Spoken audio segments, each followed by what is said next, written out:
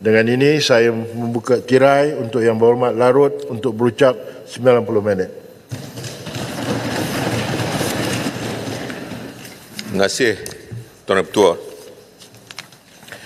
Bismillahirrahmanirrahim. Alhamdulillahirabbil alamin. Wa bihi nasta'in. Saya mulakan ucapan perbahasan belanjawan 2025 ini dengan menyebut kalimah mulia sebagai tanda kita semua merafak rasa syukur kehadrat Allah Subhanahu wa taala, pemilik zat yang berkuasa ke atas seluruh muka bumi ini.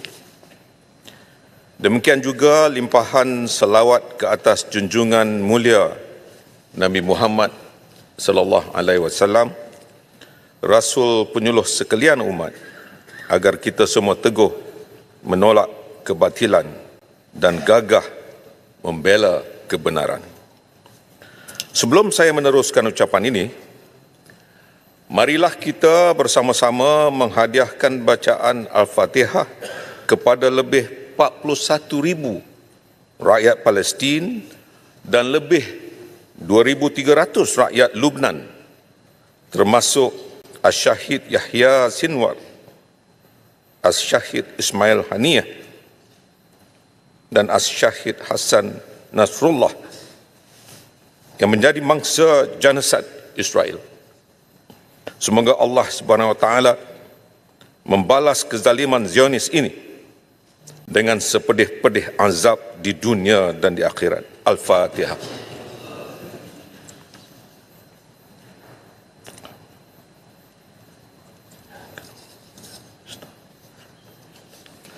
Suratul Lazim. Terima kasih. Para Ketua, seperti juga di negara lain, Malaysia sedang bangkit semula selepas krisis pandemik COVID-19. Bersyukurlah kerana kepimpinan terdahulu di bawah Perikatan Nasional telah mempersiapkan landasan pemulihan ekonomi yang tepat sehingga memungkinkan negara berada pada kedudukan hari ini. Makanya, mewakili keluarga besar ahli Parlimen Perikatan Nasional, saya ingin mengucapkan tahniah kepada Yang Amat Berhormat Perdana Menteri, Yang Amat Berhormat Tambun, yang telah membentangkan belanjawan 2025, pembentangan belanjawan ketiga sejak beliau mentadbir negara ini. Belanjawan tahunan merupakan bingkisan penting dalam menentukan hala tuju ekonomi serta pentadbiran negara. Ia wajib dirancang secara berhemah dan bertanggungjawab dan berpandangan jauh dengan mengambil kira segenap senario ekonomi, sama ada tempatan maupun dunia, demi memanfaatkan rakyat dan negara tanpa meminggirkan mana-mana pihak. Di pihak Perikatan Nasional, kami meneliti dengan penuh cermat serta teliti setiap aspek dalam belanjawan 2025 ini yang berjumlah 421 bilion ringgit, di mana 335 bilion diperuntukkan sebagai belanja mengurus, manakala 86 bilion lagi sebagai belanja pembangunan. Kita sedar bahawa terdapat unjuran hampir 40 bilion secara usahamama awam swasta melalui GLIC, menjadikan keseluruhan pelaburan awam untuk pembangunan bernilai 120 bilion ringgit. Mengambil kira pertumbuhan ekonomi tahun hadapan yang dianggarkan sekitar 4.5 hingga 5.5% ini, ia sesuatu yang positif. Tetapi meskipun menjangkakan hasil lebih tinggi, kerajaan sebenarnya perlu membelanjakan melebihi 80% daripada hasil untuk membiayai perbelanjaan operasi. Kita sedar. Atau mungkin lebih daripada 80, 90% kemungkinan besar. Selain itu, kerajaan juga tidak berbelanja untuk masa depan yang mencukupi. Perbelanjaan pembangunan tetap sama pada kadar 86 bilion, sama seperti 2024 atau ketimbang 2024. Sebaliknya, kerajaan banyak berbelanja untuk hutang di mana lebih banyak wang diperuntukkan untuk membayar faedah, iaitu berjumlah 55 bilion ringgit berbanding subsidi dan bantuan sosial bernilai 53 bilion ringgit. Ini bermakna lebih banyak wang diperuntukkan untuk membayar hutang berbanding subsidi dan bantuan sosial kepada rakyat. Realitinya, betul, hutang negara tertinggi dalam sejarah iaitu 1.17 trilion ringgit pada tahun lepas, meningkat 92.9 bilion atau 8.6% berbanding dengan 1.08 bilion ringgit pada 2022. Ketimbang 2022. Saya tak erti bahasa tu. Bermakna kadar hutang negara berbanding KDNK sudah mencapai 64.3% pada tahun 2023 berbanding hanya 60.2% pada tahun 2022. Kedudukan liabiliti persekutuan pada akhir 2023 juga menunjukkan peningkatan dengan nisbah liabiliti persekutuan kepada KDNK pada kadar 81.8% berbanding 70% pada tahun 2022. Segala fakta ini terkandung dalam laporan Ketua Audit Negara bilangan 3/2024 yang boleh dibaca oleh semua termasuk menteri. Bermakna selama Yang Amat Berhormat Tambun memimpin kerajaan ini, hutang negara sudah bertambah hampir 200 bilion dalam tempoh 2 tahun. Hampir kira-kira 90 bilion setahun. Walaupun Malaysia bukan lagi berada dalam krisis kesihatan seperti waktu COVID dahulu. Yang Berhormat Tambun. Ya. Yang Berhormat Tambun pula ada. Yang Berhormat Larut. Barat dengan Tambun terus. Saya ingat tadi di Hulu tengah dulu. Okey, Hulu. Silakan Hulu. Ya, apa dia Hulu tengah? Terima kasih Larut. Ketimbang-ketimbang ni saya cek dalam Kamus Dewan, tak ada petang ketimbang. Saya baca dalam internet, dalam WhatsApp, ketimbang tu kencing, tipu dan sembang. Apa pandangan Larut? Tuan Ketua, saya tak nak masuk campur bab ni. Silakan Putrajaya. Terima kasih Yang Berhormat Larut. Tadi disebut tentang hutang negara. Jadi Yang Berhormat Larut, saya melihat kerajaan pada hari ini adalah kerajaan yang mengolah dan juga membelit-belitkan data-data serta dalil-dalil ekonomi mengikut cita rasa mereka untuk menunjukkan bahawa mereka lah terpaling cerdik dalam dunia ini. Sebab apa? Di mana-mana sahaja negara di dunia, seperti mana disebut oleh Yang Berhormat Larut tadi, apabila berlaku krisis ekonomi, tentunya kerajaan memainkan peranan penting. Selain daripada result yang sedia ada, selain daripada hasil kerajaan yang semakin mengecil sewaktu krisis ekonomi, dan diambil kira juga krisis kesihatan pada waktu itu. Tentunya lah pada waktu itu hutang negara akan menjadi lebih tinggi. Dan saya nak bercerita sedikit. Ini kenyataan media. Majlis Presiden Pakatan Harapan bertarikh 1 Jun 2021 yang mana ianya dikeluarkan oleh 3 orang, iaitu Yang Berhormat Datuk Seri Anwar Ibrahim, Yang Berhormat Haji Muhammad Sabu dan Yang Berhormat Lim Guang Eng. Dan disebut dalam ini bahawa, saya petik satu persatu, Kerajaan Perikatan Nasional ini sepatutnya lebih berani berbelanja untuk memangkin pertumbuhan ekonomi dan seterusnya menyelamatkan negara dari kancah kemelesetan. Nak belanja ni duit dari mana?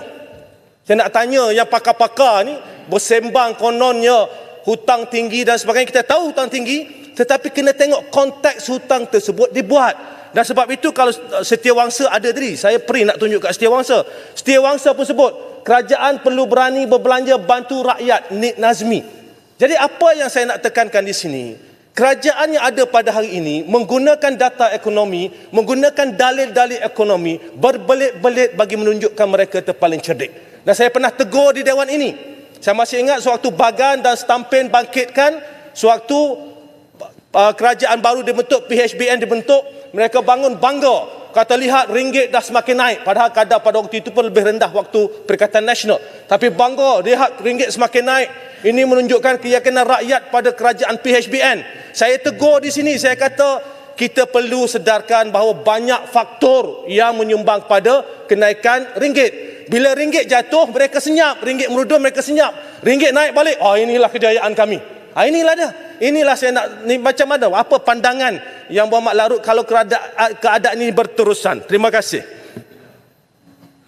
Wow. Masukkan ucapan Putrajaya itu sebagai salah satu hujah saya. Betul tu. Kita kena tengok dalam konteks perbelanjaan itu, waktu dan ketikanya. Jangan dulu cakap lain, sekarang cakap lain. Kita sedar bahawa belanjawan 2025 ini menunjukkan bahawa penyumbang utama kepada hasil adalah melalui cukai pendapatan sebanyak 41.8%. Dan hasil bukan cukai sebanyak 19.2%. Pada pandangan kami, tumpuan harus diberikan secara lebih jelas kepada usaha mencipta enjin pertumbuhan ekonomi yang baru. Bukan semata-mata berkisar kepada perluasan cukai sedia ada, pengenalan cukai-cukai baru dan pemotongan subsidi. Kajian yang dibuat oleh UNICEF dan UNFPA di bawah Pertubuhan Bangsa-Bangsa Bersatu pada tahun ini mendapati 8 daripada 10 isi rumah di Malaysia menghadapi cabaran kewangan untuk mencukupi keperluan asas, dan 90% isi rumah di negara ini terkesan dengan kenaikan kos sara hidup. Dapatan kajian hampir serupa juga diperolehi Malaysian Institute of Economic Research, MIER. Bahkan sana sini kita dengar ketua keluarga terpaksa buat lebih satu kerja bagi menyara kehidupan dan ramai dalam keluarga B40. Mereka cuma makan 1 atau 2 kali sahaja sehari akibat tekanan hidup. Bukan itu saja, kini rata-rata pekerja juga terpaksa memilih membawa bekal makanan ke pejabat dan mengurangkan pembelanjaan mereka kerana kekangan kewangan. Pada masa yang sama, hutang isi rumah di Malaysia berjumlah 1.53 triliun pada tahun 2023, meningkat pada kadar purata 5.1% berbanding 2018. Sepatutnya, realiti kepayahan hidup yang dihadapi rakyat yang disokong oleh data-data ini harus disantuni dengan baik melalui belanjawan ini. Ini yang Putrajaya bangkitkan. Dengan menggunakan data dan mengumumkan data yang baik, tetapi realiti di bawah, ramai daripada keluarga-keluarga yang terhimpit dalam masalah kos sara hidup. Apakah menteri-menteri, terutamanya yang amat berhormat Tambun, tidak sedar akan isu ini? Setiap kali belanjawan dibentang, Tuan Ketua, rakyat mengharapkan kos sara hidup yang rendah, pekerjaan dan peluang ekonomi, kesihatan dan pendidikan yang berkualiti, perumahan mampu milik, jaminan sosial yang kuat dan kemudahan infrastruktur yang lebih baik.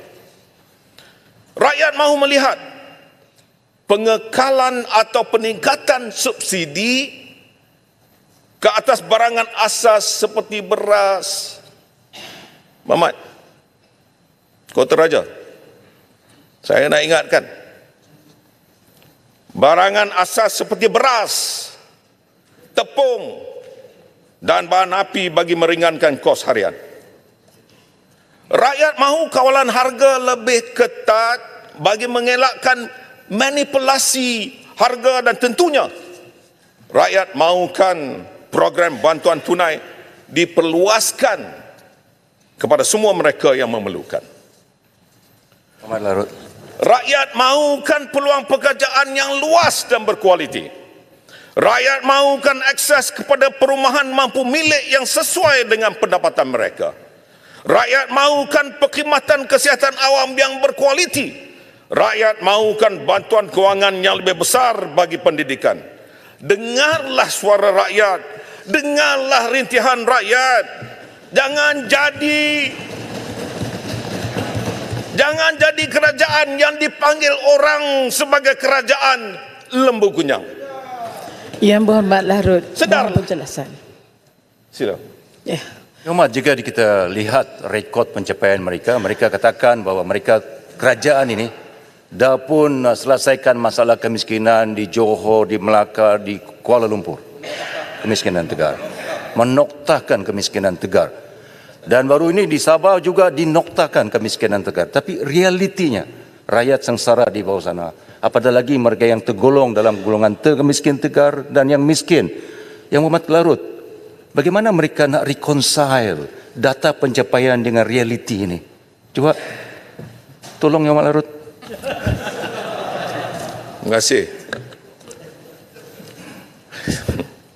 Yang Muhammad, Kota Raja ada di sini. Saya nak maklumkan, begitu juga Yang Berhormat Senator Menteri Kewangan II ni. Sedarlah, realitinya di bawah sana rakyat terpaksa berdepan dengan kos sara hidup yang tinggi. Jangan kita bangga dengan data ekonomi, konon-konon inflasi 1.9%. Diberitahu kepada rakyat semua. Dia tak tahu pun 1.9% inflasi tersebut. Yang dia kata, pasal ini. Menteri Kewangan kedua kata bagus. Tapi beras tak ada. Nak makan pun tak ada. Kota Raja kena duduk sama-sama. Yang Berhormat Larut, mohon penjelasan. Okey, boleh. Okay. Terima kasih Yang Berhormat. Saya sangat tersentuh hati apa yang diucapkan oleh Yang Berhormat. Saya sebagai ibu yang berada di kawasan pendalaman yang setiap hari melihat realiti hidup rakyat. Dan apa yang disebut oleh Yang Berhormat ini sebenarnya itu yang berlaku di bawah. Walaupun kerajaan berbangga dengan angka inflasi 1.9%, sebenarnya rakyat tidak merasai. Sebenarnya hakikatnya kehidupan di bawah semakin berat dan terbeban. Saya ingin merujuk kepada satu akhbar Metro yang telah dikeluarkan pada 24 Ogos 2024 yang menceritakan bagaimana kisah seorang wanita yang dijumpai tidak bermaya di Taman Indah Sungai Abong, Johor, di mana di sisinya ada jasad ayah dan jasad adik OKU yang sudah meninggal dunia kerana kelaparan. Apakah ingin kita lihat dalam negara kita ini ramai lagi rakyat Malaysia yang mati kelaparan? Ini adalah satu kezaliman kepada rakyat. Jadi saya ingin pandangan Yang Berhormat tentang isu yang sedang melanda rakyat hari ini. Ya Allah, Kau tolong dan Kau bantulah negara kami ini. Kalau inilah kisah yang dibangkitkan oleh Yang Berhormat Dato' Panjang,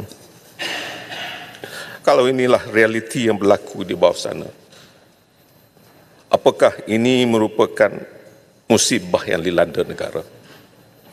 Apakah negara ini sudah tiada barakah lagi? Kalau inilah tiada gunanya data inflasi, apa saja data ekonomi dibangkitkan. Tolonglah, bantulah. Kami hanya mahu menyuarakan rintihan rakyat. Bagilah apa saja bantuan kepada rakyat. Kami sokong. Bagilah yang sebaik mungkin. Jangan dizalimi rakyat di bawah sana. Tak payahlah kita bangga dengan angka-angka yang langsung tidak menyantuni rakyat. Bantulah secara adil. Jangan kita kira apa bangsa sekalipun. Jangan kita kira apa agama sekalipun. Bahkan penyokong ataupun pembangkang. Tuan Ketua, bukan hanya harapan rakyat biasa, pemain industri juga dan pelabur juga meletakkan harapan yang begitu tinggi kepada belanjawan ini. Kestabilan ekonomi dan polisi yang jelas akan memberikan keyakinan kepada mereka. Berikan beberapa insentif kepada mereka. Berikan geran dan akses pembiayaan yang mencukupi kepada mereka. Bangunkan infrastruktur dan ekosistem perniagaan yang kondusif. Dan kami di pihak sini akan menyokong demi untuk masa depan negara yang lebih baik. Kerana ini boleh memberikan keyakinan kepada bukan hanya mereka dalam negara, tetapi juga pelabur-pelabur yang datang daripada luar untuk memberi manfaat kepada ekonomi negara. Kami mahu melihat belanjawan 2025 ini dengan polisi yang jelas, bukan umum dulu, tapi tiada perincian mekanisme yang jelas. Misalnya, diumumkan cukai jualan dan perkhidmatan SST diperluaskan, tetapi hanya perincian salmon dan avokado yang diumumkan. Berapa sebenarnya anggaran hasil yang akan dikutip oleh kerajaan? Berapa peratus yang akan dikenakan kepada salmon dan avokado ni? Apakah sudah ada senarai barangan selain daripada salmon dan avokado?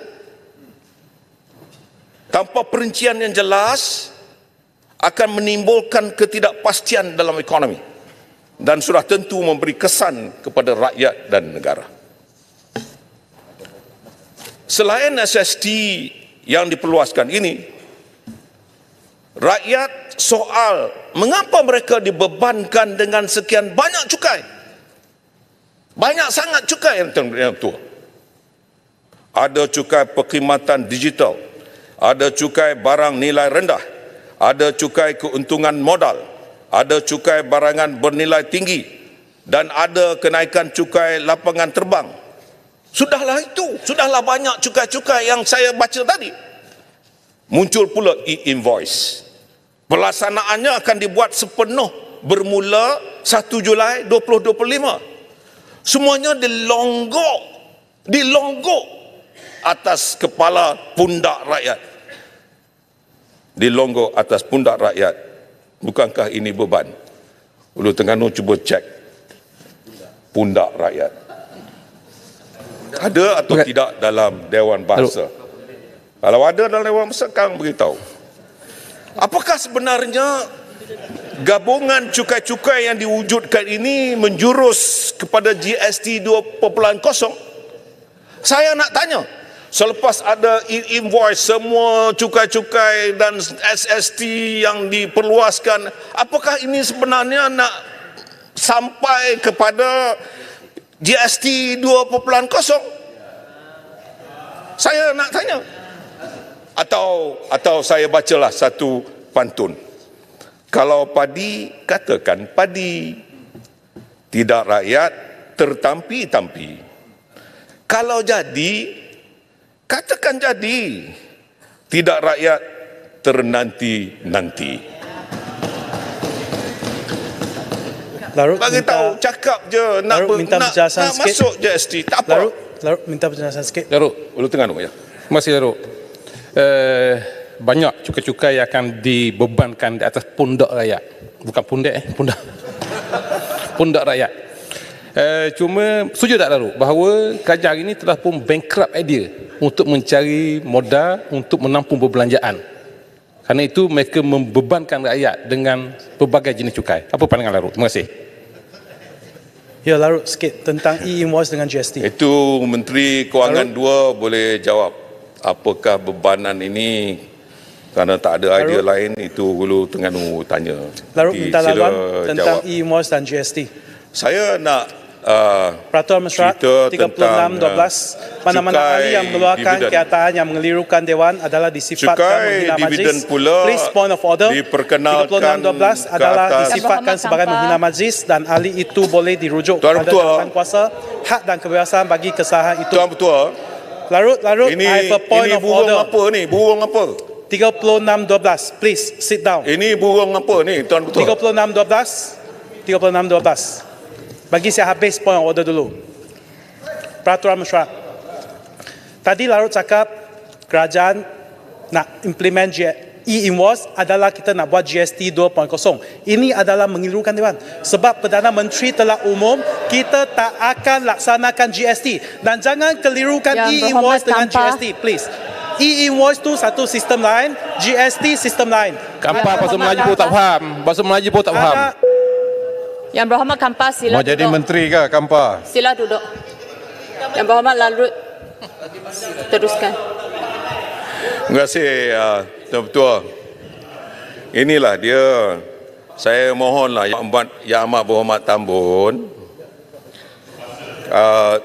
bukan hanya menggunakan ayat-ayat yang ataupun bahasa-bahasa yang bombastik yang menyebabkan orang kurang faham, keliru, tapi juga dalam konteks segala ayat yang dibangkitkan itu, apa erti persoalan dan apa erti menuduh. Itu juga kena faham supaya mereka lebih faham, tidak seperti beberapa orang yang kurang faham tentang apa maksud yang sebenarnya.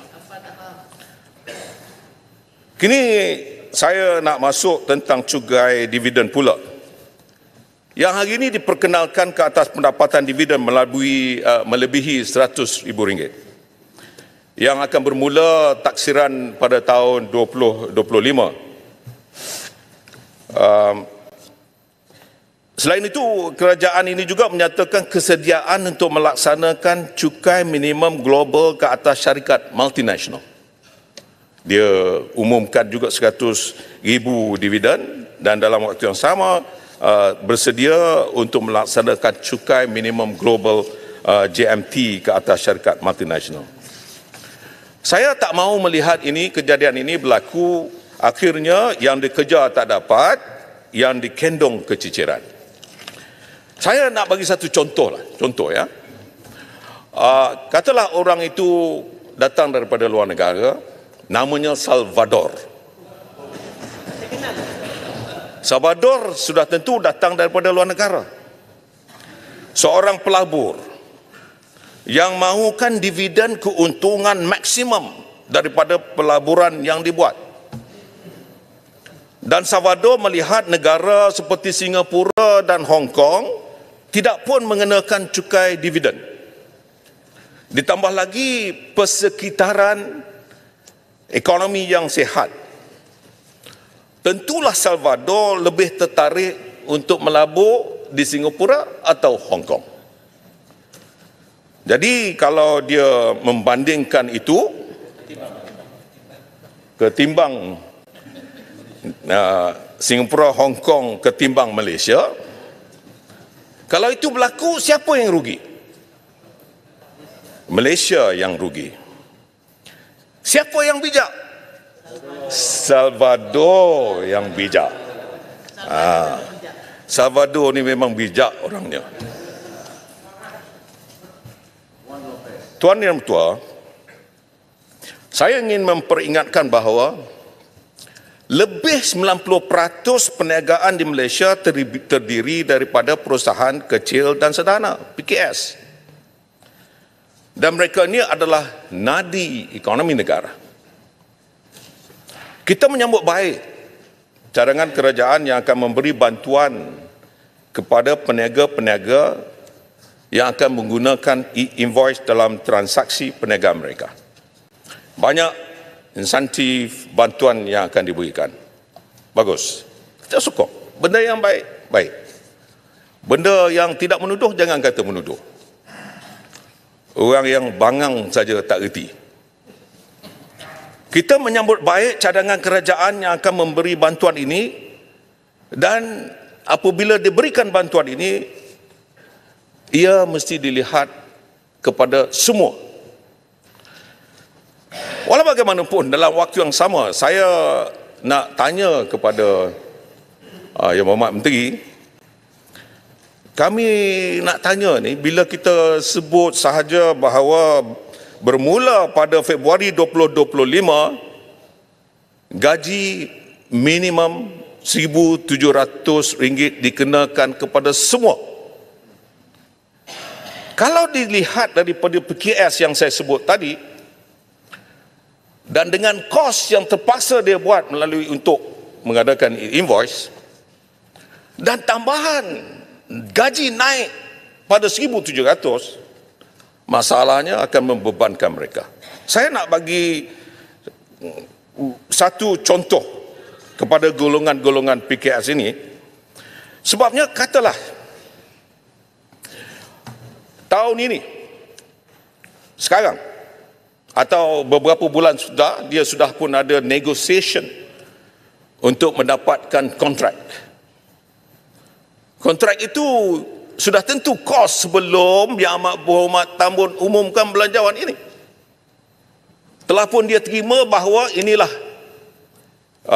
kontrak yang akan diberikan, dan harga ketika itu, semasa dia negotiate itu, harganya kos gaji minimum yang dia kira RM1,500. Bila bermula pada Februari, ia sudah naik RM1,700. Bukan seorang, bukan 5, bukan 10, tetapi gajinya itu mungkin sudah pun naik lebih daripada itu. Saya nak tanya, kalau itu berlaku, sudah tentu ia akan membebankan. Saya nak maklumkan, ini berlaku ketika zaman kita nak naikkan gaji 1,200 kepada 1,500. Bukan saya tak setuju, saya bersetuju. Tetapi tengok dulu sektor yang mana. Tengok dulu ketika waktu yang mana kepada sektor-sektor ini harus dinaikkan gaji minimalnya. Silakan nanti dulu kita beri. Terima kasih Yang Berhormat Larut. Kita telah menaikkan gaji minimum pada zaman kita daripada 1,200 ke 1,500, dan telah membuat kajian terperinci dan memandangkan apa yang telah dibangkitkan oleh Yang Berhormat. Bukankah ini akan memaksakan majikan untuk mengurangkan bilangan pekerja untuk mengatasi? Bagaimana mereka akan mengatasi? Salah satu cara majikan mengatasi masalah ini adalah satu-satunya dengan mengurangkan tenaga kerja, memandangkan mereka telah mendapat projek ini mengikut harga lama. Dan ini akan menambahkan masalah pengangguran di negara kita dengan pendekatan baru. Minta pendapat Yang Berhormat Larut.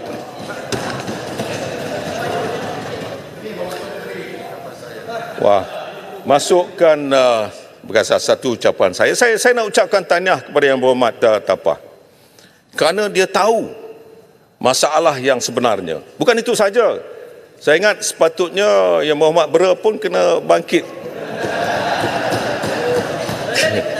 Kerana Bera pun tahu apa yang berlaku dulu, dan kita tangguh sedikit untuk memastikan ianya berlaku dengan baik. Dan saya nak tanya dengan Presiden saya, Yang Berhormat Pagoh, ketika itu kita berikan, bila kita nak umum, dia kata mengapa tidak kita berikan bantuan kepada beberapa sektor ini supaya terus ekonomi itu dapat berkembang dengan baik. Tahniah kepada Yang Berhormat Pagoh. Ya, Saifuddin. Terima kasih. Saya kira Yang Berhormat Larut mungkin bersetuju kalau kita ingatkan kerajaan supaya mekanisme pelaksanaan ini dijaga dengan baik, supaya tidak berulang masalah yang pernah berlaku ketika naik dari 1,300 ke 1,500 apabila ia tak jelas dan mekanismenya tidak diselesaikan. Ramai pembekal kepada Kementerian Pendidikan. Yang Berhormat Menteri Kewangan II faham sangat isu ini. Kerana mereka tak sempat bayar yang 1,300, dah datang arahan kena bayar 1,500. Kemudian timbul proses yang panjang sehingga ada yang bawa ke mahkamah. Tapi mujurlah diselesaikan apabila ada bajet tambahan pada pertengahan tahun yang lalu. Tapi benda ini kita harus elakkan daripada berlaku. Setujukah Yang Berhormat? Yang ini yang saya bangkitkan tadi dan saya ucapkan tahniah kerana macam Tapah sedar, Indra Mahkota sedar, ini apa? Sungai Besar pun nak sedar kot. Silakan. Terima kasih Larut. Saya nak tambah sedikit lah, nak menyokong berkaitan dengan terjejasnya PMKS bila kenaikan ataupun diselaraskan gaji minimum kepada 1,700. Ada 1.1 juta PMKS yang berdaftar. Bukan sedikit, setiap PMKS ada pekerja dia. Kemudian ada 955,000 yang informal, yang formal. Yang berdaftar juga. Ada lebih 1 juta yang informal. Mereka semua ada bekerja. Jadi bila berlaku penyelarasan gaji minimum kepada 1,700, mereka adalah kumpulan-kumpulan ataupun usahawan yang paling terjejas. Yang sangat-sangat terjejas. Dengan bahan semakin meningkat, kos semakin tinggi, gaji upah semakin meningkat. Dan kita takut, kita khawatir.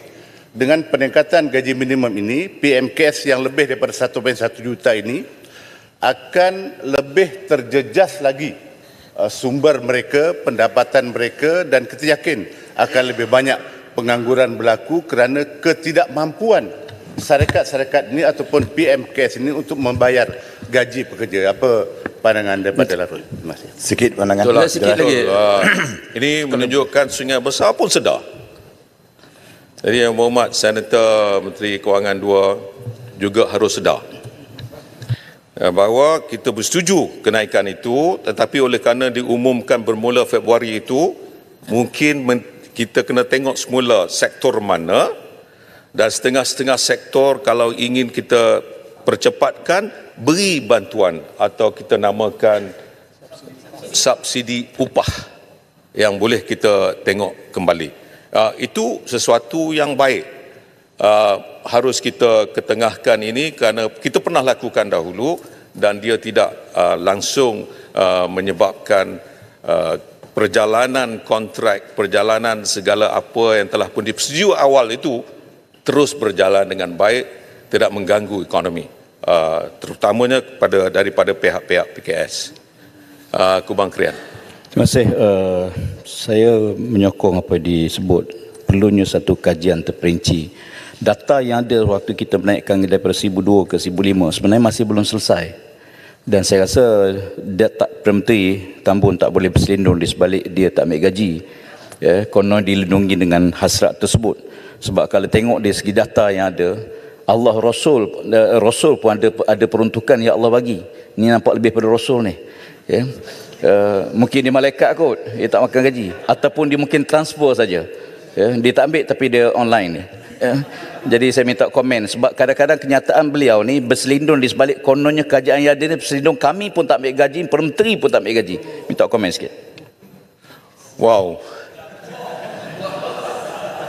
lebih hebat. Saya tak tahulah urusan sama ada tak ambil gaji ni diumumkan semuanya. Alhamdulillah, baiklah. Tapi kalau dah tak ambil gaji, jangan juga ambil allowance. Dia beza. Gaji itu memang betul, tapi allowance-nya bagaimana? Datangnya daripada mana? Ada juga allowance yang datang daripada JLIC. Itu juga harus kita persoalkan. Kalau nak umumkan zero income. Tapi kalau zero income, Dia nak makan dengan apa? Kalau dia boleh berdoa, pum, beras dihantar oleh kota raja depan dia. Beras tempatan pula tu. Tak apalah, tapi saya ingat eloklah jangan sampai dia berdoa, ya Allah Tuanku, tunggu datang apple depan dia. Macam tu berapa ramai orang, ataupun avocado terus jatuh. Ini susahlah kita. Jadi kalau itulah yang dipersoalkan oleh Kubang Krian, saya tak tahu, saya minta Yang Amat Berhormat sendiri jawablah soalan yang dibangkitkan oleh Kubang Krian. YB Larut boleh bercelah sedikit. Sila Pak Sugudang. Terima kasih YB Larut. Saya telah meneliti perbahasan YB Larut sebagai Ketua Pembangkang lebih sekitar 40 minit. Banyak perkara yang dibangkitkan. Daripada hemat saya, artinya seolah-olah macam tidak ada benda yang baik dalam belanjawan yang dibentangkan oleh Menteri Kewangan itu. Jadi saya ingin bertanya, ada beberapa perkara sebagai contoh. 13 bilion jumlah sumbangan tunai rahmah dan sumbangan asas rahmah berbanding 10 bilion tahun ini memberi manfaat kepada 9 juta penerima. Saya rasa itu baik. Satu contoh lagi, 2.78 bilion jumlah subsidi bantuan dan insentif untuk pesawah dan nelayan meningkat berbanding 2.6 bilion sebelum ini. Saya rasa itu pun baik. Boleh bagi komen tentang ini. Terima kasih. Larut minta tanya sikit. Terima kasih Pasir Gudang. Perdana Menteri tak ambil gaji, Ketua Pembangkang pun jangan ambil gaji, boleh? Pasir Gudang patut Pasir Gudang dengar, kalau Pasir Gudang betul-betul dengar ucapan saya daripada mula, saya ucapkan tahniah, saya kata. Banyak yang baik. Saya pun dah sebut. Jadi saya tak perincikanlah yang satu-satu yang baik-baik. Yang saya nak sebut ni, yang kurang baik lah. Kalau yang dah baik saya nak sebut, nak buat apa? Itu pun dah berdiri 3 jam. Dah cerita yang baik. Jadi saya cerita yang kurang baik lah, supaya nak memperbetulkan yang kurang baik. Dan yang baik saya dah kata kita sokong. Cuba kita lihat minggu lepas, kewarganegaraan, baik. Kita sokong 100%. Jadi jangan tanya apa siapa bangkitkan yang tak baik saja. Iyalah, itulah kerja kita, nak membangkitkan yang kurang baik. Saya tak kata tak baik. Contohnya macam Kota Raja, sampai hari ini tak selesai beras tempatan. Itu tak baik. Yang itu yang saya nak bangkitkan. Kalau dia kata dah buat gini-gini, baik, alhamdulillah. Yang Berhormat Kota Raja telah pun melakukan perkara yang baik. Saya minta semua rakyat berikan sokongan kepada Kota Raja. Tapi kalau dah yang tak baik, nak bagi sokong buat apa? Itulah soalan sebagai Ketua Pembangkang, menjawab yang baik dan tidak baik. Kalau saya nak bangkitkan benda yang baik, itu kerja backbenchers, itu kerja Kampa, itu kerja belah sana, pujilah yang cukup. Itu kerja lain. Sebab saya pernah duduk di sebelah sana, kerja pembangkang duk lanyak kita. Saya bukan jenis yang nak melanyak mereka. Saya hanya nak menyebutkan yang kurang baik. Itu saja yang saya ingin jelaskan. Larut. Yang Hormat Speaker, 37.2 Yang Hormat. Tadi Speaker sebelum ni menegur Yang Berhormat Kappa ni kerana tertib dalam peraturan mesyuarat.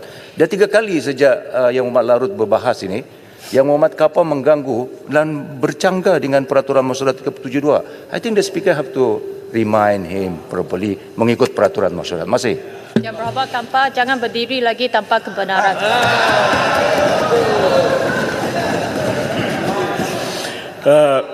Yang Berhormat Larut, bolehkah Yang Berhormat, setujukah Yang Berhormat Larut bahawa sebenarnya kita ni pembangkang yang konstruktif dan bukan membangkang sembrono? Terima kasih Yang Berhormat Indra Mahkota. Itulah yang sebenarnya. Kita mahu menjadi pembangkang yang kredibel. Kalau yang kurang baik kita sebut. Cuba tadi kenaikan minimum, gaji minimum 1,700. Saya kata baik. Saya tak kata tak baik. Cuma saya kata sebab umum awal sangat suruh mereka buat pada Februari, mengapa tidak kita tengok sektor-sektor yang mana yang patut kita beri bantuan subsidi upah boleh kita berikan, kalau nak juga Februari, ataupun kita tangguhkan sedikit supaya banyak kontrak-kontrak itu dapat diselesaikan. Itu pandangan kita, bukan kata tak baik. Ini kadang-kadang susah kita ni. Tuan Ketua, pada Jumaat lalu Yang Amat Berhormat Tambun ada menyentuh mengenai kerangka insentif pelaburan baru yang menumpukan aktiviti bernilai bernilai tinggi berbanding insentif sedia ada yang berasaskan produk tertentu. Antaranya perkumpulan ekonomi diwujudkan mengikut keistimewaan negeri seperti tenaga boleh baru di Perlis dan Sabah, industri kimia khusus di Pahang dan Terengganu. Alhamdulillah. Yang Amat Berhormat Tambun sebenarnya telah mengiktiraf strategi yang lebih awal yang dikenal pasti secara terperinci dalam dokumen Wawasan Kemakmuran Bersama. Dalam Teras Strategik 6, keterangkuman wilayah yang diteruskan oleh kerajaan sekarang yang dahulu telah pun dicadangkan oleh Perikatan Nasional. Baik, kita bersetuju. Benda yang baik. Begitulah caranya. Kita bangkit, kalau baik, terima. Apa salahnya? Kerjaan pada ketika itu sebagai contoh, merangka strategi ini untuk memastikan pembangunan ekonomi tidak berpusat dari segi geografi agar pembangunan semua negeri di Malaysia lebih saksama. Alhamdulillah. Ini perkara yang ada persamaan. Pemilihan aktiviti ekonomi tumpuan bagi setiap negeri yang ditetapkan adalah berasaskan kepada kekuatan dan keunikan di negeri tersebut. Alhamdulillah, saya bersyukur kerana Yang Amat Berhormat Tambun ada membangkitkan isu yang telah pun kita cadang beberapa tahun yang dahulu lagi. Manakala wilayah persekutuan sebagai hub kewangan serantau serta hub Islamic Fintech 2.0 dan Kedah antaranya menerokai bidang pertanian dan peternakan moden. Apa salahnya Yang Amat Berhormat Tambun untuk berjiwa lebih besar mengiktiraf bahawa yang strategi yang baik yang telah pun dikenalkan oleh kerajaan dahulu, minum dulu, Tuan Ketua. Wawasan Kemakmuran Bersama sebagai contoh diambil semula dan dilihat dalamnya kalau strategi yang baik dipergunakan dan kita pun tidak payah nak soal jawab seolah siapa punya dan sebagainya. Yang pentingnya yang baik diterima, yang kurang baik boleh diperbaiki daripada masa ke masa. Selain itu, bagi memastikan pembangunan yang lebih terangkum di seluruh negara, Perikatan Nasional menegaskan bahawa sudah tiba masanya Kerajaan Persekutuan pimpinan Yang Amat Berhormat Tambun untuk berunding bersama kerajaan-kerajaan negeri untuk mengkaji semula obligasi fiskal Kerajaan Persekutuan kepada kerajaan negeri dengan semangat federalisme yang lebih relevan, adil dan saksama. Bagi contoh, adalah tidak adil bagi rakyat Terengganu dan Kelantan. Adalah tidak adil apabila sumber pendapatan kerajaan negeri mereka terpaksa bergantung kepada pemberian Kerajaan Persekutuan semata-mata, sedangkan sekiranya royalti minyak Terengganu dan Kelantan diberikan mengikut lunas perundangan negara, kebergantungan Terengganu dan Kelantan kepada Kerajaan Persekutuan dapat dikurangkan dengan signifikan dan hasil peratus pendapatan mereka daripada hasil kutipan cukai akan dapat meningkat dengan lebih tinggi. Yang Berhormat Larut. Keadilan harus. Ya. Boleh sambung selepas. Allah lembutnya suara sampai saya tak dengar speaker panggil saya. Terima kasih Tuan Ketua. Saya ingin mencela Yang Amat Larut. Nanti dulu. Saya ingin sambung. Macam mana dia mencelah sebelum saya sambung ni? Tadi saya mulakan untuk menegaskan bahawa sudah sampai masanya Kerajaan Persekutuan bincang semula dengan kerajaan-kerajaan negeri untuk mengkaji tentang kedudukan fiskal Kerajaan Persekutuan bersama dengan kerajaan-kerajaan negeri. Kerana kita harus berikan keadilan supaya obligasi fiskal Kerajaan Persekutuan lebih jelas serta adil dan tidak nampak seolah-olah diikat kaki dan tangannya dalam aspek pengurusan serta perancangan ekonomi. Sudahlah seperti diikat kaki dan tangan untuk negeri Perlis seolah-olah diperlakukan seumpama pengemis dalam menuntut kepertanggungjawaban fiskal daripada Yang Amat Berhormat Tambun. Contohnya bantuan banjir untuk rakyat negeri Kedah pun disulami dengan nada penghinaan dan retorik politik yang janggal. Terima kasih, Yang Amat Larut. Memang dalam Perlembagaan Persekutuan, Yang Amat Larut, perkara 109, tanggungjawab Kerajaan Persekutuan untuk mengagikan peruntukan setiap tahun kepada negeri-negeri seperti yang termaktub di dalam Perlembagaan Persekutuan dan juga konsep federalisme yang diamal. Tetapi bagi Sabah dan Sarawak, Yang Amat Larut, perkara 112D dan bagi Sabah dibaca bersama dengan the 10th schedule of this perlembagaan meletakkan Sabah dalam mengagi peruntukan selain daripada 109 peruntukan tahunan seperti Perlis, Kedah, Negeri Sembilan, Perak, Pahang yang dapat daripada Kerajaan Persekutuan. Sabah mempunyai tambahan yang dipanggil sebagai peruntukan khas 40% daripada revenue yang dikolekted daripada Sabah itu dikembalikan negeri Sabah. Dan tiada kerajaan sebelum ni, kerajaan BN, kerajaan PH, kerajaan PN 21.0, kemudian sekarang kerajaan ini yang menghormati Perlembagaan Persekutuan di bawah perkara 112D. Saya ingin tahu daripada Larut, sama ada kerajaan selepas kerajaan ini yang akan kita bentuk akan honor perkara 112D ini dan memberi pulangan kembali 40% daripada apa juga revenue yang dikutip daripada Sabah. Maybe PN 2.0 akan menjadi the first government yang menghormati perkara 112D ini. Terima kasih, Tua. Ini dia kempen untuk pilihan raya negeri Sabah nampaknya. Kalau begitu caranya, apa salahnya? Kalau ia memberikan keadilan, saya rasa tak salah untuk kita menunaikan janji-janji kita. Ini cakap seolah-olah bertanggungjawab, tapi peluang yang ketiga telah pun kita berikan. Ini bajet yang ketiga. Janji banyak, tak pun disampaikan. Dulu saya sebagai contoh kata, menang hari ini, esok minyak turun. Dulu kata, saudara kita ada formula. Hari ini kita ambil alih kerajaan, esok harga minyak tetap turun. Saya ulang. Ini perkara biasa yang kita dah dengar dan pun dibangkitkan oleh rakyat di bawah sana. Dulu kata, tidak bijak kalau kerajaan itu buat perbandingan harga dengan negara lain. Dulu kata jangan bandingkan harga minyak dengan Singapura. Alih-alih hari ini saya tengok itulah yang dibandingkan. Dulu lain, sekarang lain.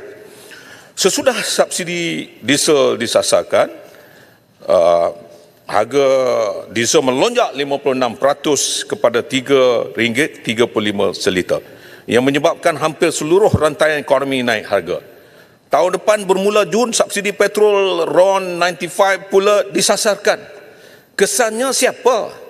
Tentulah rakyat, terutamanya dari golongan B40 dan M40. Tapi Yang Amat Berhormat Tambun kata 85% rakyat tidak terkesan dengan penyasaran subsidi petrol. Nada samalah yang kerajaan sebut ketika penyasaran subsidi diesel dibuat.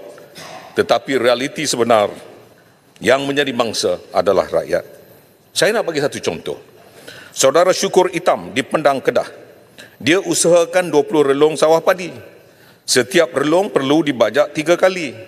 Kos bajak dan kos menuai sekarang naik hingga 50% kerana jentera pembajak dan penuai tidak termasuk di bawah skim SKDS, menyebabkan Syukur terpaksa tanggung kenaikan kos sehingga RM8,000 walaupun selepas diberi budi agri commodity sebanyak RM200 sebulan.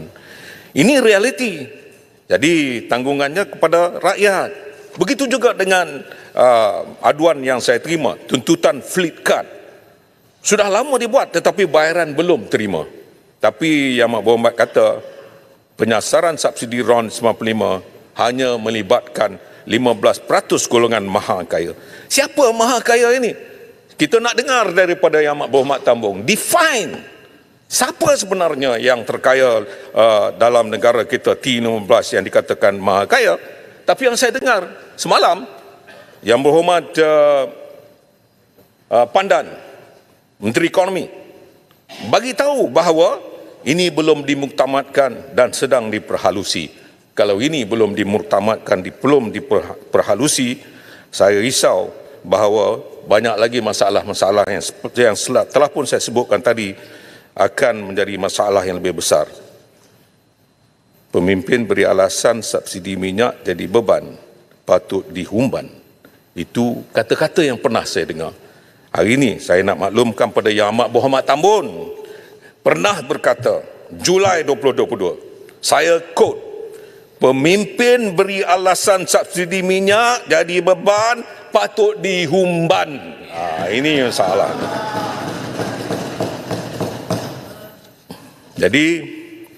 Jadi saya nak peringatkan pada Yang Amat Berhormat Tambun, itu tahun 20 Julai 2022. Hari ini Yang Amat Berhormat Tambun sila tanya dengan bekas ahli Parlimen Port Dickson tahun 2022. InsyaAllah nanti dia tahulah jawapannya. Subsidi bukan sedekah.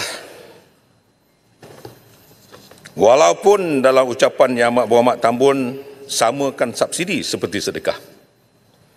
Subsidi itu tanggungjawab kerajaan kepada rakyat. Lebih-lebih lagi jika pemimpin itu sudah berjanji kepada rakyat. Bukan sekali, tapi acap kali. Berkali-kali. Puan Ketua, angguk. Terima kasih.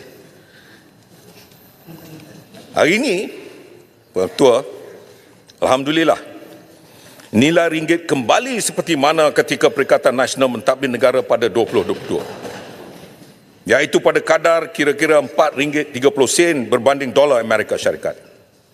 Pun begitu, walaupun berlaku pengukuhan nilai ringgit, ia tidak memberi kesan kepada harga barang yang kekal tinggi. Ringgit dah kukuh, harga barang masih tinggi. Namun di sebalik turun naik nilai ringgit yang banyak dipengaruhi oleh kadar faedah Amerika dan geopolitik antarabangsa, saya nak tanya, apakah benar ia turut disumbangkan oleh faktor syarikat milik kerajaan atau GLIC bawa balik pelaburan luar negara dan disuntik dalam negara bagi maksud pengukuhan nilai ringgit ini? Saya nak maklumkan kepada Yang Amat Berhormat Tambun, jika benar keadaan ini berlaku, saya minta kerajaan dan Bank Negara jelaskan berapa jumlah pelaburan luar negara yang telah dibawa masuk bagi tujuan tersebut. Tahun lepas, MAS atau Monetary Authority of Singapore merekodkan kerugian bersih terbesar dalam sejarah negara berkenaan berjumlah 107 bilion ringgit yang berpunca daripada percaturan yang kurang bijak pihak Singapura membawa balik pelaburan luar negara dalam jumlah yang besar dalam usaha negara berkenaan membendung inflasi. Ini ada, ini telah pun direportkan. Jadi jangan kita buat kesalahan yang sama. Tuan dan Ketua, Bank Dunia melaporkan 1/4 pemegang ijazah di Malaysia bekerja dalam bidang pekerjaan yang tidak setaraf dengan kelayakan mereka. Selain sukar memperoleh pekerjaan berkemahiran tinggi. Trend ini didorong oleh jumlah pekerjaan berkemahiran tinggi yang tidak mencukupi apabila hanya 50,000 pekerjaan berkemahiran tinggi yang ditawarkan dari 2018 hingga 2023, sedangkan kira-kira 350,000 graduan bersaing untuk pekerjaan tersebut setiap tahun. Ini bukan satu perkembangan yang sihat untuk masa depan negara. Kerana bukan hanya berlaku dalam sektor swasta, tetapi Muhammad Larut, mohon sikit. Terima kasih. Mengenai mismatch ataupun ketidaksepadanan ini, apa pandangan Yang Berhormat Larut? Data menunjukkan daripada kajian My Center for IR, 1,500 pekerja gig ekonomi ini, 60% ada ijazah, ada diploma. Dan mereka menjadikan pekerjaan gig ekonomi ini sebagai pekerja sambilan. Maknanya dia sendiri pun tak mengharapkan satu jaminan keuangan yang panjang untuk pekerja gig. Tapi mereka ni ada kelulusan tinggi.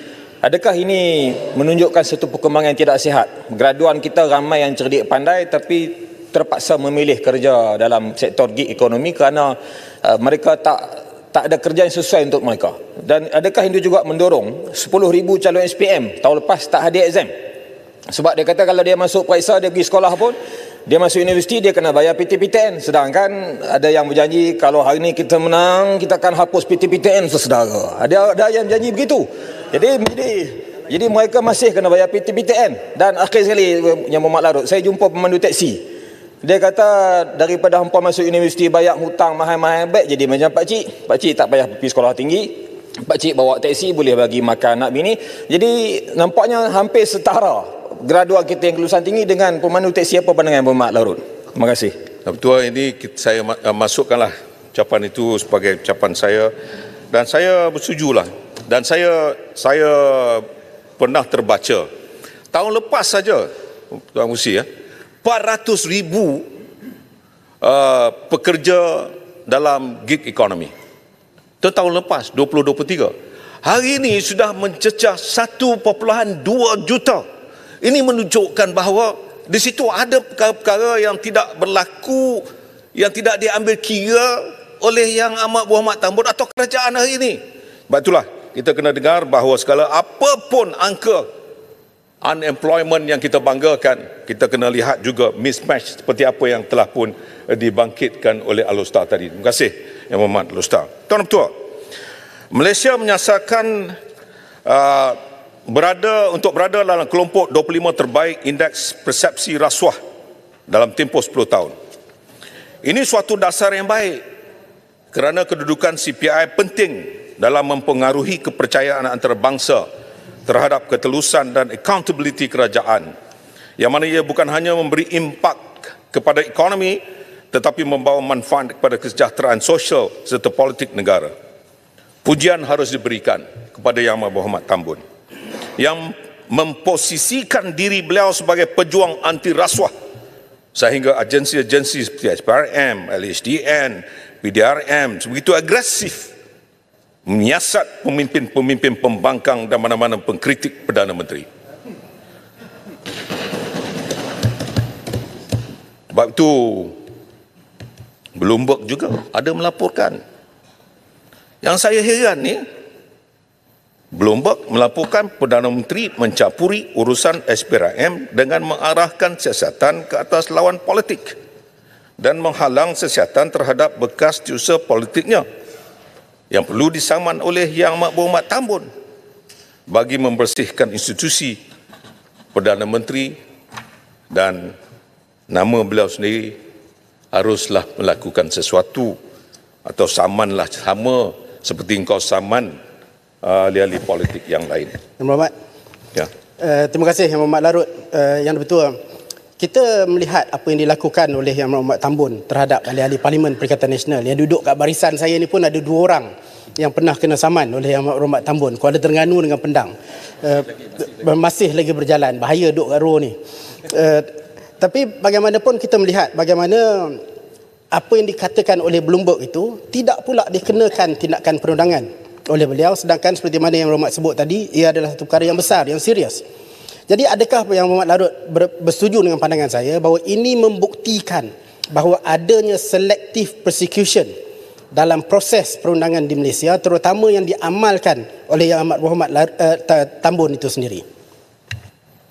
Mungkin ada benarnya, mungkin ada kebenarannya, kerana Bloomberg ini bukan ahli politik Perikatan Nasional. Sebab itu tak kena saman. Kalau dia ahli politik Perikatan Nasional, dah tentu kena saman. Terima kasihlah. Soalan itu sepatutnya dijawab oleh Yang Amat Berhormat Tambun. Saya nak mengatakan bahawa satu perkara yang dibangkitkan itu, Yang Amat Berhormat Tambun jawab. Dia kata Inilah saya tahu projek ini adalah projek yang mengaitkan bekas ciusa politik saya untuk mendapat tender mencecah 1 bilion ringgit. Dan kaitkan pula dengan gaja-gaja. Dan kaitkan pula bahawa seolah-olah kontrak itu telah diberikan zaman dulu sebelum beliau menjadi Yang Amat Berhormat Tambun.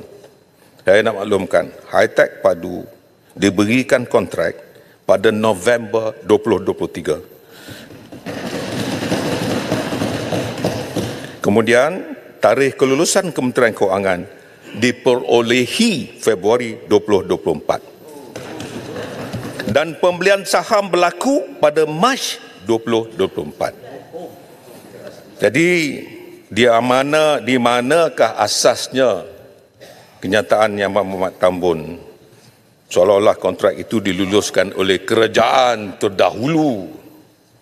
Tak apalah, kau jawablah di akhirat nanti. Saya minta sikit. Kan betul? Ya. Apa dia? Kenyataan yang dibuat oleh Tambun dalam parlimen mencerminkan ada berlakunya pembohongan kepada Dewan. Sebab kenyataan dan mengelirukan Dewan. Saya minta komen daripada Tuan Bangkang. Saya minta Yang Berhormat Kebangkrian buat usul ya. Kita tahu ditolak. Larut, sikit lagi Larut, sebuah itu. Boleh tak dikatakan bahawa apa yang disebut oleh Larut tadi masuklah kategori ketimbang, kencing, tipu dan sembang. Terima kasih. Tuan Ketua, ini dah 2 kali saya tak masuk campur. Tadi saya kata tak masuk campur, Hulu Terengganu sekali lagi saya bawa 36-6. Dia kacau saya. Tuan Ketua, kerajaan perlu segera membatalkan penjualan saham Malaysia. Sikit lagi Yang Berhormat Larut, sebab tadi ada sebut bab yang baru disentuh oleh Yang Berhormat Larut tadi adalah menyentuh melalui laporan Bloomberg. Saya nak memperingatkan Dewan dan juga Yang Berhormat Larut bahawa ada seorang individu yang pernah menyebut bahawa kalau nak tahu bagaimana keadaan sebenar, bacalah Bloomberg. Dan individu itu hari ini telah menjadi seorang menteri yang menjaga ekonomi negara. Jadi adakah Yang Berhormat Larut bimbang sekiranya sebenarnya laporan Bloomberg itu benar, dan itulah sebab kenapa tidak ada tindakan yang dikenakan pada media tersebut? Wow, saya pun tak tahu Tuan Betul. Jadi saya minta semua rakyat memahami bahawa apa yang dikatakan oleh menteri tersebut, kalau nak percaya, percayalah Bloomberg. Jangan percaya dengan Perikatan Nasional. Hari ini saya nak maklumkan, kalau nak saman, samanlah Bloomberg. Jangan saman Perikatan Nasional. Tuan Ketua, kerajaan perlu segera membatalkan penjualan saham Malaysia Airport Holding Berhad sesulan pengambilan penuh BlackRock Inc. ke atas Global Infrastructure Partners atau JIP pada 1 Oktober lalu tanpa sebarang kompromi demi kepentingan serta keselamatan negara. MAHB aset strategik berkaitan keselamatan negara yang tidak boleh dibenar dimiliki entiti asing. Lebih-lebih lagi, BlackRock selaku military industrial complex merupakan penyumbang kepada genosid di Gaza dan kini diperluaskan pula ke Lebanon, selain turut mengheret Syria dan Yaman. Pada masa yang sama, MAHB bukan itik atau ayam pencen, tetapi merupakan angsa emas yang memberi banyak telur kepada ekonomi negara. Mengapa harus kita jual angsa ini yang memberi keuntungan kepada negara? Itu persoalannya. Jangan sampai rakyat melihat seperti ada udang di sebalik batu. Dengan segala tindak tanduk kerajaan yang bersungguh benar mempertahankan penjualan saham MAHB kepada BlackRock.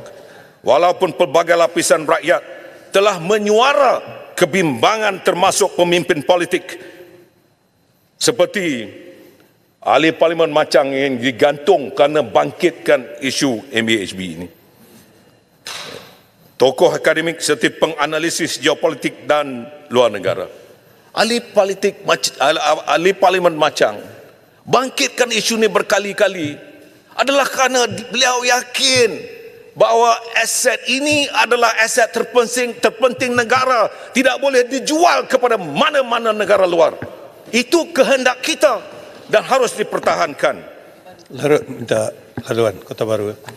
Terima kasih Yang Berhormat Larut. Sebagaimana tadi Yang Berhormat sebut, MAHB ini adalah angsa emas kepada negara yang telah memberikan pendapatan kepada negara mengikut rekod. Setuju Ya Berhormat kalau kita katakan bahawa MAHB is financially very healthy. Dari segi keuangannya adalah cukup sihat, di mana pada suku kedua tahun 2024 telah merekodkan keuntungan sebanyak 205 juta dan operate dan manage 39 airport. Yang saya nak tanyanya ialah apabila pada 3 hari bulan Julai baru-baru ini, tadi ada sini Menteri Keuangan kedua telah menyatakan bahawa GIP akan memasukkan further investment of 100 billion di dalam konsortium yang telah dibentuk ni, dan kalau sekiranya harga dipanggil privatization cost MAHB yang digabungkan menjadi GDA, Gateway Development Alliance ini, harga dia 12.3 bilion, 30% dipegang oleh GIP bernilai 3.9 bilion. Khazanah dan IPF 8.61 bilion, 70%. Jadi bila GIP memasukkan investment sebanyak 10 bilion, setuju tak Yang Berhormat Larut bahawa ianya akan mencairkan atau dilute kedudukan Khazanah dan IPF dalam konsortium ini? Satu. Yang keduanya, Yang Berhormat pernah dengar ada satu dipanggil, mungkin ini satu koinsiden, GIP sekarang ni kita minta Menteri Keuangan jawab, di dalam satu perbincangan yang aktif untuk acquire 49% saham MMC Port Holding yang kontrol 7 port di Malaysia ini, antara Tanjung Pelepas, Johor Port, North Port, Penang Port, Tanjung Beruas Port, SPT Services dan Andaman Port. Adakah Yang Berhormat Ketua Pembangkang boleh menjelaskan tentang perkara ini dalam MAHB ini? Terima kasih Tuan Ketua. Saya nak jelaskan bahawa apa yang dikatakan oleh Kota Baru ini diminta supaya kerajaan melihat semula dan buatlah pemeriksaan kesihatan yang selalu Speaker suruh ahli-ahli Parlimen lakukan. Buat elok pemeriksaan ini kerana seperti yang Kota Baru sebut, dari segi accountnya is very healthy. Mengapa kita jual barang yang healthy ini?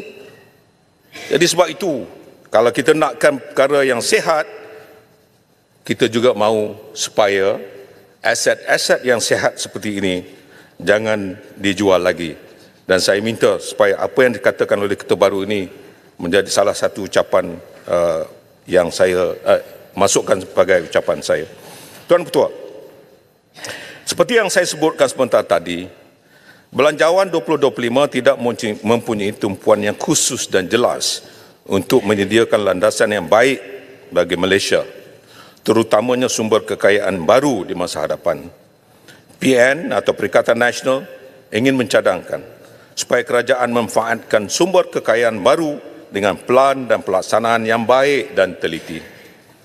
Dalam ucapan Yang Berhormat Tambun, kegiatan ekonomi berkaitan industri unsur nadir bumi atau Rare Earth Elements REE tidak diperincikan. Seolah-olah kerajaan tidak mengiktiraf potensi sumbangan besar industri REE yang kita sebut dalam WKB the Big Bull REE kepada pendapatan negara.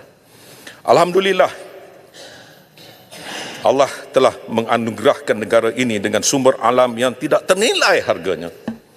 REE dikenal pasti berada di 5 negeri yang besar, iaitu di Kedah, Kelantan, Terengganu, Pahang dan Perak, di mana 3 daripada negeri-negeri tersebut adalah di bawah Kerajaan Perikatan Nasional. Pada ketika ini, industri ini didominasi oleh negara China dan dikuasai mereka dengan menguasai lebih 80% pengeluaran global dengan nilai pasaran tahunan melebihi 13 bilion USD diikuti oleh negara Chile. Maka saya memohon potensi besar ini harus diambil kira oleh Yang Berhormat Tambun dan elemen-elemen REE adalah merupakan komoditi masa hadapan yang mempunyai nilai yang sangat tinggi di pasaran. Saya nak bagi contoh, neodymium dan praseodymium mempunyai nilai mencecah 60,000 USD per metrik ton di pasaran pada hari ini. Maka kalau inilah masa depan yang baik ini harus kita gunakan dan berikan penekanan untuk menentukan bahawa ada masa depan tentang projek-projek yang seperti ini yang boleh kita luaskan dalam negara kita. Apakah perkembangan terkini kepada proses pemetaan REE yang dijanjikan oleh kerajaan pada September 2023 lalu sudah mula?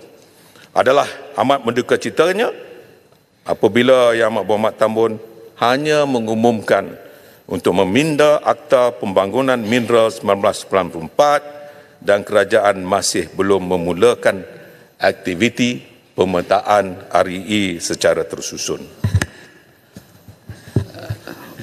Yang Berhormat Tuan Terengganu. Okay. Berkaitan dengan nadir bumi ini, perlu disedari bahawa bukan Malaysia sahaja yang mempunyai nadir bumi ini dan suasananya berlomba-lomba antara negara-negara yang mempunyai sumber ini. Pada masa sekarang kita mempunyai kelebihan dari segi kepakaran dengan apa yang telah dibangunkan di Lainas lebih 12 tahun. Anak-anak kita, anak-anak muda kita punya kepakaran dalam bidang ini. Masing-masing masih lagi tertunggu-tunggu bila nak dimulakan setelah projek perintis telah berjaya dilaksanakan di Kenaring. Jadi ada yang tanya, sekarang ni dah di stop dari segi tak boleh jual luar negara, dalam masa yang sama lombong yang berkenaan terus mengeluarkan hasil tak dibenarkan dijual dan sebagainya. Jadi apa yang saya nak sebut dari segi setakat ini nampak masih lagi kita tak bergerak ke mana-mana dari segi pembangunan REE ini. Terima kasih. Kuala Terengganu. Betul Tuan Ketua. Tidak salah sekiranya kerajaan menyediakan bantuan, pinjaman atau geran padanan yang bersesuaian pada pemain industri tempatan untuk membina kepakaran serta kemampuan dalam eksplorasi REE dalam negara. Kerajaan harus menyediakan industri REE negara agar Malaysia mampu mendapat manfaat ekonomi daripada industri ini. Sikit saya nak minta pihak kerajaan khususnya PH. PH ni antara parti yang hebat menentang Lainas satu masa dahulu dan mereka buat demonstrasi nak tutup Lainas. Namun hingga setakat ni nampaknya kerajaan tak ada satu keputusan. Dia menyambung ni lesen sampai 2026 saja. Dan kerajaan mesti meletakkan hala tuju yang clear terhadap REE. Minta pandangan. Betul Tuan Ketua, saya minta juga apa yang disebutkan itu sebagai soalan kepada Yang Berhormat Tambun untuk menjawab. Jadi saya nak menyambung kepada apa yang saya sebut tadi untuk kita melihat ke hadapan. Perikatan Nasional percaya bahawa industri REE merupakan sektor ekonomi yang bakal menjadi sumber kekayaan baru dan mampu melonjakkan pendapatan negara di masa hadapan dan harus dirancang dan disusun dengan lebih teliti dan baik. Selain itu, pembentangan Yang Berhormat Tambun juga tidak menawarkan tawaran yang segar terhadap ekonomi karbon dan ekonomi kitaran yang juga boleh menjadi sumber kekayaan baru kepada negara. Walhal dengan keluasan hutan tropika yang meliputi 55% daripada keluasan negara, Malaysia mempunyai potensi besar untuk menjadi peneraju dalam aktiviti ekonomi perdagangan karbon serantau di ASEAN yang dijangka mencecah 10 bilion USD menjelang 2030. Melalui aktiviti ekonomi kitaran atau circular economy pula, bagi industri kita kitar semula plastik sahaja, sebagai contoh, Malaysia boleh kerugian sekitar 1 bilion USD setahun akibat kegagalan untuk melaksanakan kitar semula plastik dengan efektif. Kerajaan harus menggariskan dasar yang jelas dan tegas di samping melipat gandakan inisiatif bagi memupuk kesedaran rakyat untuk turut terlibat dalam amalan kitar semula agar sasaran kitar semula 40% dapat dicapai menjelang tahun 2025 dan 45% dapat dicapai sebelum tahun 2030. Pendekatan sedia ada kelihatan hambar, maka sebab itu saya ingin supaya kerajaan benar-benar dapat mencari satu punca kuasa perundangan yang jelas bagi mengikat komitmen pemain industri seperti menggubal Akta Perubahan Iklim yang berpatutan. Kesimpulannya, dasar serta pendekatan yang diperkenalkan kerajaan Yang Amat Berhormat Tambun ketika ini tidak menyediakan insentif yang boleh menjadi katalis bagi menarik keterlibatan pemain industri mengadaptasi amalan rendah karbon atau model ekonomi kitaran. Bantuan kewangan yang minimal atau pelepasan cukai boleh kita lakukan dengan lebih baik di masa hadapan. Perikatan Nasional bersedia menggariskan dasar dan komitmen yang lebih berani untuk menarik penyertaan pihak industri dalam pelaburan hijau, termasuk bersedia mempertimbangkan pemberian insentif yang lebih komprehensif, jauh lebih menarik kepada pemain industri bagi memastikan Malaysia tidak ketinggalan. Tuan Ketua, pada September 2024 lalu, The International Data Corporation atau IDC melaporkan bahawa kecerdasan buatan atau Artificial Intelligence (AI) disasarkan mampu menyuntik lebih 15 trilion USD menjelang 2030 bersamaan 3.5% KDNK dunia. Kerajaan Yang Amat Berhormat Tambun tidak boleh menutup sebelah mata dan memandang ringan terhadap potensi ekonomi pintar dan kecerdasan buatan dengan hanya sekadar menyebut AI di bibir semata-mata, tapi yang penting adalah tumpuan yang benar-benar serius. Pelan Hala 7 AI Negara 2021-2025. Pelan Hala 7 AI Negara 2021 dan sehingga 2025 yang dilancarkan semasa kerajaan Perikatan Nasional tidak langsung mendapat perhatian. Saya ingin peringatkan, ambil semula, percepatkan kerana ini adalah perkara yang baik. Seperti di Indonesia, pelaksanaan inisiatif 100 bandar pintar Smart Cities yang mengintegrasikan AI, Internet of Things dan data raya, Big Data untuk mengoptimalkan infrastruktur bandar amat mengagumkan. Semenjak 2020 lagi, negara tersebut telah pun benar-benar berjaya menarik lebih daripada 2 bilion USD dalam pelaburan bandar pintar. Malah Vietnam juga bersama bergerak lebih ke hadapan daripada kita. Rangka tindakan blueprint ekonomi digital yang dilancarkan oleh Yang Berhormat Pagoh pada 2021 telah mensasarkan sumbangan ekonomi digital sebanyak 22.6% kepada KDNK menjelang 2025 melalui inisiatif digital dengan AI sebagai tonggak utama. AI, bukan no-brain. Kerajaan Perikatan Nasional terdahulu menyasarkan untuk menarik 70 bilion ringgit pelaburan digital menjelang 2025. Namun, duka cita apabila melihat pelaburan ini bergerak perlahan. Berapakah pelaburan digital yang telah dapat diraih setakat ini? Kita juga tertanya-tanya, berapakah bilangan startup berteraskan ekonomi pintar yang berjaya kita hasilkan sehingga kini? Adakah sasaran bagi memangkinkan 5,000 startup menjelang 2025 mampu dicapai? Kerajaan Yang Amat Berhormat Tambun mesti bangkit dan menumpukan usaha untuk mengejar manfaat sektor ekonomi ini agar ia boleh dijadikan satu lagi sumber kekayaan negara yang baru. Tidak salah bagi kerajaan Yang Berhormat Tambun untuk menyediakan pakej rancangan yang signifikan terhadap ekosistem AI. Termasuklah inisiatif bagi melahirkan lebih ramai bakat tempatan profesional dalam AI serta perluasan inisiatif bandar pintar di seluruh negara. Kami sokong, saya ulang, kami sokong supaya sumber kekayaan daripada unsur nadir bumi, ekonomi hijau, ekonomi digital adalah rantaian ekonomi masa hadapan yang boleh melonjakkan pendapatan negara. Perikatan Nasional mahukan kerajaan berpandangan jauh dan serius dalam merancang pembangunan industri ini dengan mapan dan efektif. Tuan-tuan, akhir kalam. Dari yang tersurat dan yang tersirat. Belum lagi. Ya? Ya. Arau kenapa? Saya yang Umat sebut akhir kalam. Tapi benda yang besar tu yang kami sedang tunggu-tunggukan ialah tentang MOU. Oh, apa jadi dia? Apakah termasuk ucapan Yang Berhormat ataupun tidak? Ya?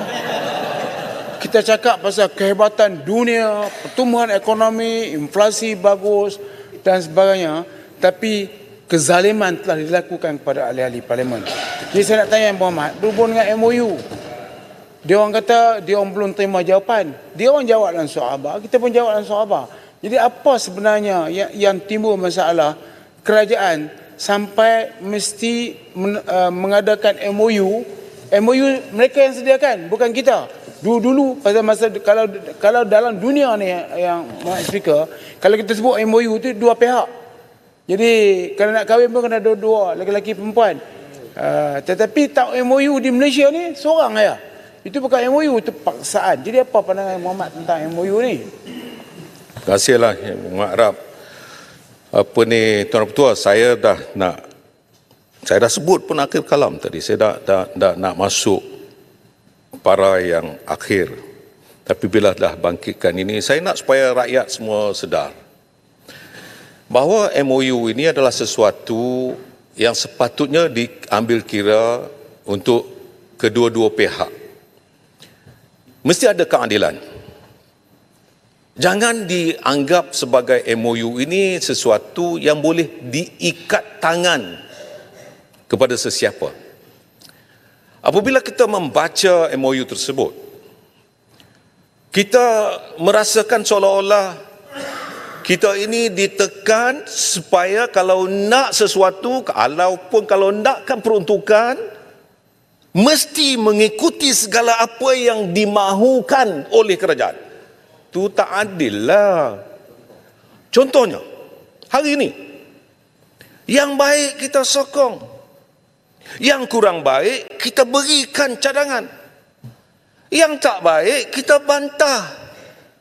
Jangan seperti di sebelah sana. Saya nak peringatkan, contohnya seperti Akta Kewarganegaraan, pindaan perlembagaan minggu lepas. Kami sokong kerana ia baik.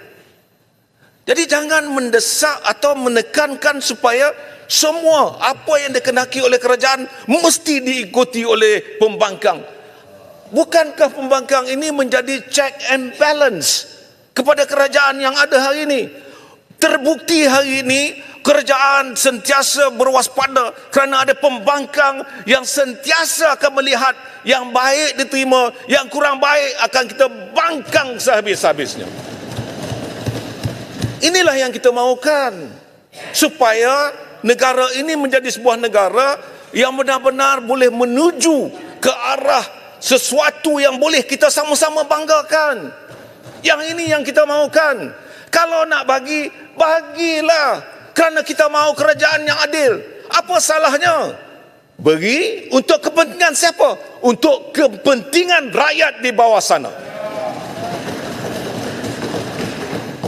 Perlu terangkan Bang. Larut ni. Jangan pegang. Siapa dulu? Saya ingat Larut tak faham dari segi kenapa MOU. MOU dibuat kerana kerajaan yang ada tak berapa confident sama-sama mereka. Sebab itu dia perlukan sokongan kita. Sikit. Tuan Ketua tengok tu, kami sesama kami. Kubang Krian ni PN. Dia boleh sebut kepada Ketua Pembangkang, Larut tak faham. Inilah yang kita nak lakukan. Supaya kita nak bagi tahu, ini percambahan minta supaya semua ini dapat benar-benar ada keterbukaan. Bukan setakat nak mesti terima. Kalau tak mau, tidak ada peruntukan. Saya dengar ni, saya dengar. Kalau nak duduk bincang, kalau mau terima, sign. Kalau tak sign, takkan kita bagi selagi mana saya menjadi Perdana Menteri. Itu yang saya dengar. Bukan itu yang kita nak. Kalau disebut dengan saya, Larut, apa salahnya duduk bincang? Kalau benda-benda tu tak elok, bincanglah. Saya ni, tengok orang lemah lembut ni, saya lagi lembut.